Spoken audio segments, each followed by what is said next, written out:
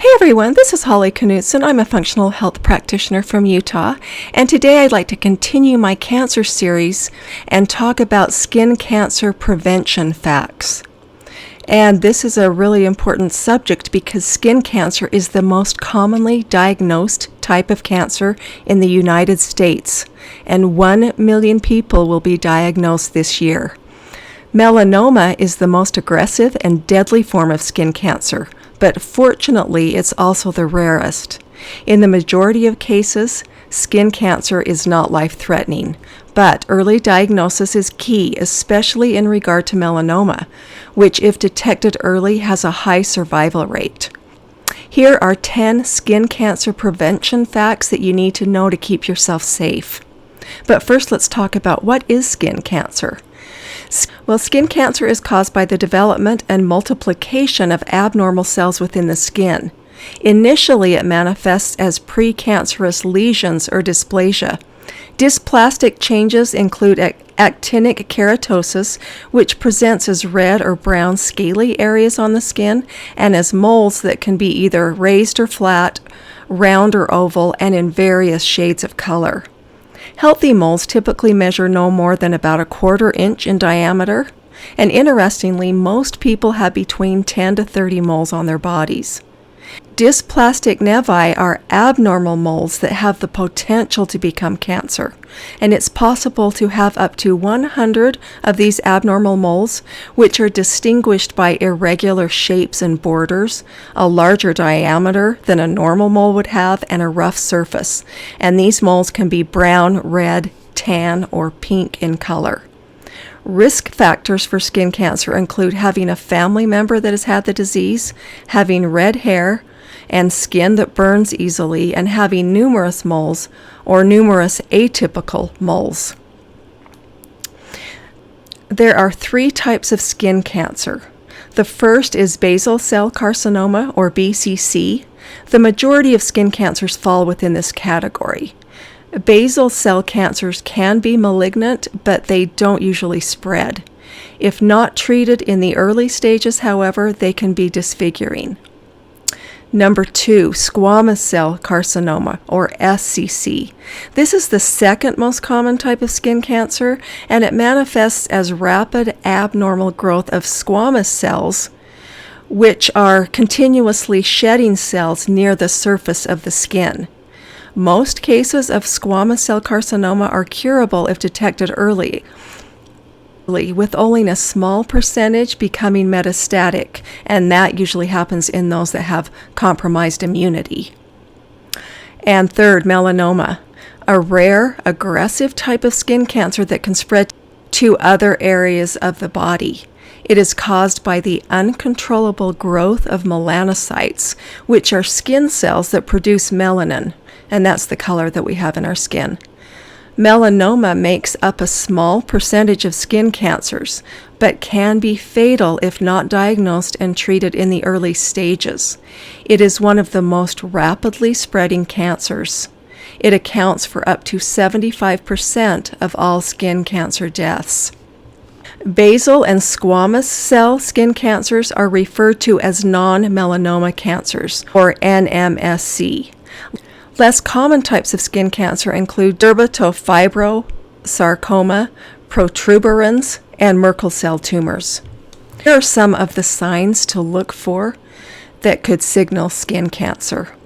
Any new growth on the skin, red or brown, rough, scaly patches, sores that become crusty or bleed, sores that don't heal, changes in existing spots or moles, itchy and tender spots, moles that are painful, bumps that appear on top of a mole, or swelling or redness around a mole. Use the ABCDE mnemonic to detect potential signs of cancer. A stands for asymmetry. Does each half of the mole look different? Normal moles are symmetrical. B stands for border. Is the border of an existing mole uneven, scalloped, or irregular? The borders of normal moles have sharp edges. C stands for color. Has the mole changed in color, or is it multicolored? Healthy moles are typically a single, evenly distributed color. D stands for diameter. Is the mole bigger than a pencil eraser, which typically measures larger than 6 millimeters? Malignant moles are generally larger than normal moles. However, this isn't always the case because small moles can also become malignant and normal moles can be large. E stands for evolution or evolving. If you've noticed that any of the moles on your body have changed in any respect, schedule an appointment with your dermatologist immediately, who will determine if a biopsy is needed. This is why consistent self-exams are so crucial. Healthy moles don't change or grow, particularly in adults. If a spot or mole changes in terms of size, color, shape, texture, or border, it warrants further investigation. Also, spots or moles that itch or bleed could signal that something isn't right. Not all skin cancers are caused by moles, so don't just assess them. Look for any lump, spot, or patch that looks suspicious. Another warning sign could be a mole that doesn't resemble the other moles on your body, especially if it's changing in any way. And this is called the ugly duckling method. Here are 10 skin cancer prevention tips. Be diligent in following these tips to reduce the chances of developing any type of skin cancer. Number 1, be aware and assess. Do a skin check at least every month to assess for new growths or changes in existing moles. Check every area of your body, not just your arms and legs, but all nooks and crannies, including your scalp and entire neck area. And don't forget to check the back of your neck where you wouldn't be able to see the mole. Check underneath your nails and between your toes and your fingers. Use a handheld mirror when needed. The most common areas that skin cancer develops are the head, face, neck, and shoulders. Number 2, wear a hat and sunglasses. A broad-brimmed hat can provide up to 70% protection from UV radiation. The other 30% will be reflected upwards from the ground, and this is why sunscreen is so important. A hat will also protect your scalp and neck from sun exposure, and to a lesser degree your shoulders. That's why you want a wide-brimmed hat. And those are all high-risk areas. Light-colored clothing is not as protective as dark-colored clothing, and it offers an equivalent sun protection factor of only 4. Lightweight fabrics are less protective than thicker ones. Also, opt for polarized sunglasses, and these will not only shield the delicate skin around your eyes, but will also prevent cataracts. Number 3, avoid peak hours. If you'll be out in the sun during peak hours from 10 to 4, always find shady areas for protection. I know this isn't always possible, but do your best. And also plan your outdoor activities outside of peak times if you can. Remember to protect yourself all year long. And we all know that you can still get burned in the winter. And if you've ever skied, you know this to be true. Snow and other reflective surfaces like water and sand can intensify sun exposure. Number 4, say no to tanning booths. This should be a no-brainer, as tanning booths crank up the UVA radiation exposure up to 5 times the amount you'd get from natural sunlight. UVA rays penetrate deeply into the skin and cause photoaging. Tanning beds also dial down UVB, which is responsible for vitamin D production. There is considerable evidence that melanoma risk significantly increases with tanning bed use before the age of 30. Now, don't panic if you use tanning beds before you were 30. Just follow the other tips to reduce your risk. Avoid sun lamps as well. Sun exposure from natural sunlight and tanning beds are primary causes of skin cancer. Number 5, use a broad spectrum sunscreen that is also water resistant with an SPF of at least 30 and apply every hour, especially if you've been in the water or have been sweating, even if the sunscreen is waterproof. As a matter of course, most sunscreens protect against UVB, but may not provide protection against UVA rays. Read the ingredient label before buying to make sure that it protects against both types of UV radiation. And don't use sunscreens that contain vitamin A. Studies have shown that vitamin A may increase melanoma risk by initiating excessive skin and tumor growth on areas that have been exposed to sunlight.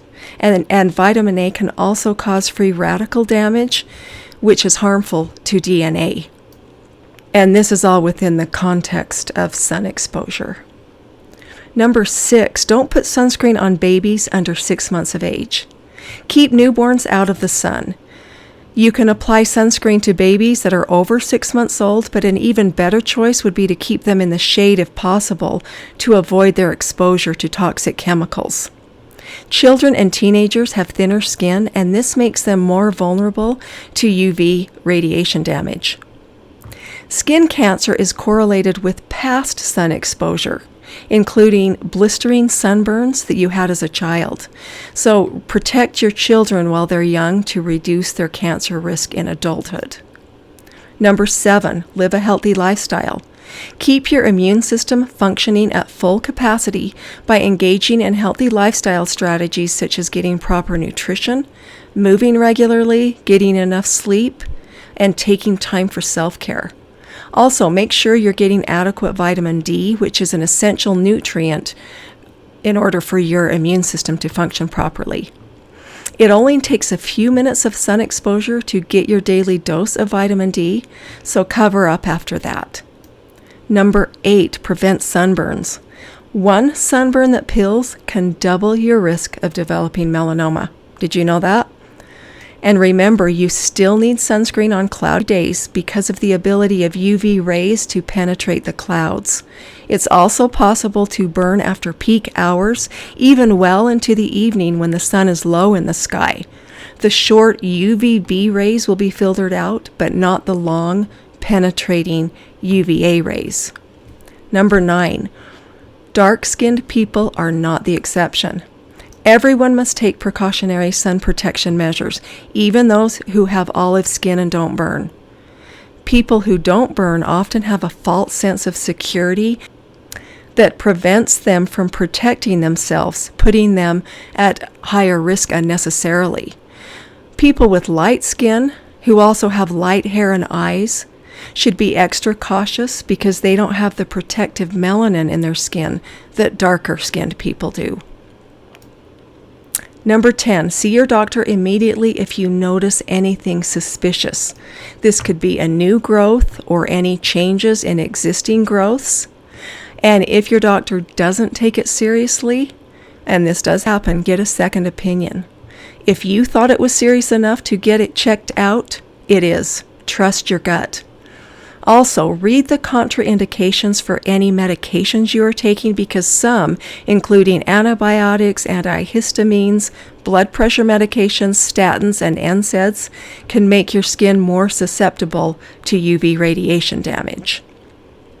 In summary, incidences of skin cancer have been on the rise for decades. Awareness, education, and early diagnosis are key to reducing your skin cancer risk. Be cognizant of any changes on your skin by performing self-exams every month. Wear a broad-brimmed hat, sunglasses, and other protective clothing, and use a sunscreen with a minimum SPF of 30. To prevent any disease, live a healthy lifestyle to keep your immune system strong. Make sure your vitamin D levels are in a healthy range, and see your doctor as soon as possible if you notice any changes in existing moles or other suspicious spots. Use common sense in every area of your life to reduce your risk of developing any type of cancer. Have you or someone you know had skin cancer? Please share your experiences in the comments below. Thanks so much for watching.